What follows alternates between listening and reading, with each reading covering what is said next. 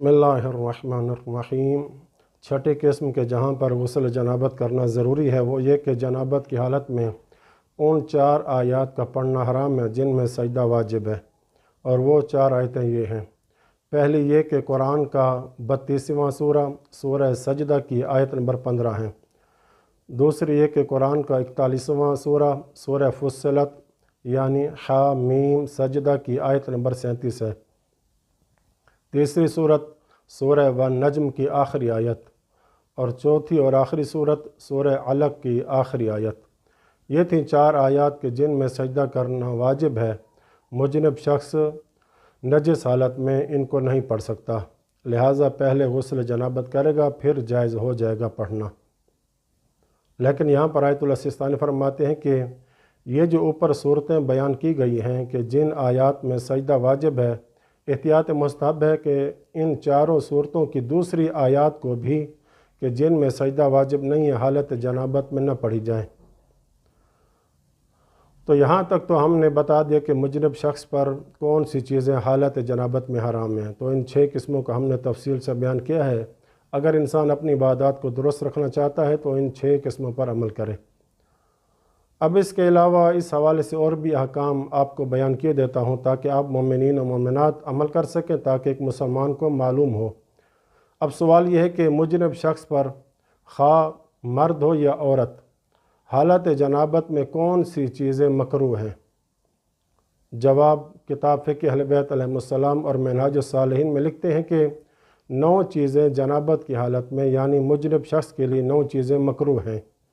पहला ये कि जनाबत की हालत में खाना मकरूह है और पीना भी मकरूह है, लेकिन अगर वज़ू कर ले या मुँह हाथ धोकर कुल्ली कर ले तो फिर मकरूह नहीं है, और अगर सिर्फ हाथ धोए तो भी कराहत कम हो जाती है। तीसरा ये कि कुरान मजीद की 7 आयात से ज़्यादा ऐसी आयात पढ़ना जिनमें सजदा वाजिब न हो मकरूह है। बल्कि आयतुल सिस्तानी फरमाते हैं कि एहतियात मुस्तहब यह है कि जब तक इंसान हालत जनाबत में है कुरान में से किसी एक आयत को भी न पढ़े। चौथा मकरूह यह कि बदन के किसी हिस्से को कुरान के अल्फाज के दरमियान खाली जगह या जल्द या हाशिए को मस करना भी मकरूह है। पाँचवा मकरूह यह कि जनाबत की हालत में सोना भी मकरूह है। हाँ, अगर वज़ू कर ले फिर सो जाए तो फिर ये मकरूह यानी कराहत ख़त्म हो जाएगी, या तयम्मुम कर ले, वो तयम्मुम भी गुस्ल के बदले की नियत करेगा फिर कराहत ख़त्म हो जाएगी। किताब उर्वतुल वुस्का में लिखा है कि अगर पानी ना हो तो फिर तयम्मुम करेगा। आयतुल सिस्तानी के नज़दीक ये थे मकरूहात, लेकिन बाज़ फुक़हा ने यह भी लिखा है कि मुजनब शख्स का कुरान को अपने साथ रखना यानी जेब वगैरह में रखना भी मकरूह है। एक और मकरूह जनाबत की हालत में मेहंदी वगैरह से खिजाब करना है।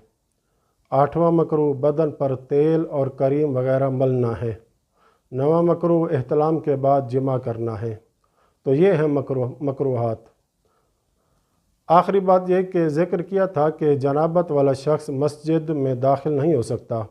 फरमाते हैं मसाजिद में कोई फ़र्क नहीं है कि वो मसाजिद तामीर शुदा हों या ख़राब हालत में हों, यानी मस्जिद अभी गिरी हुई है, अभी नहीं बनी, अगरचे इसमें फ़िलहाल नमाज कोई नहीं पढ़ रहा, तब भी जनाबत वाला आदमी दाखिल नहीं हो सकता, जायज़ नहीं है। लेकिन शर्त यह है कि उर्फ़ में लोग उसको मस्जिद कहते हों, यानी मस्जिद का उन्वान उस पर बाकी है अगरचे फ़िलहाल ख़राब हालत में है। लेकिन अगर उर्फ़ उसे मस्जिद नहीं कहता, बस एक प्लाट पड़ा है और उर्फ़ उसे मस्जिद नहीं कह रहा, तो फिर इस पर मस्जिद के अहकाम लागू नहीं होंगे, लेकिन वक्फ़ वाले अहकाम उस पर रहेंगे अगर किसी ने वक्फ़ किया था। अब इसके बाद गुस्ल जनाबत के वाजिबात को ज़िक्र करेंगे और तरीक़ा बताएंगे अगली वीडियो में इंशाअल्लाह ताला। व सल्लल्लाहु अला मुहम्मद व अहले बैतिही अत्ताहिरीन।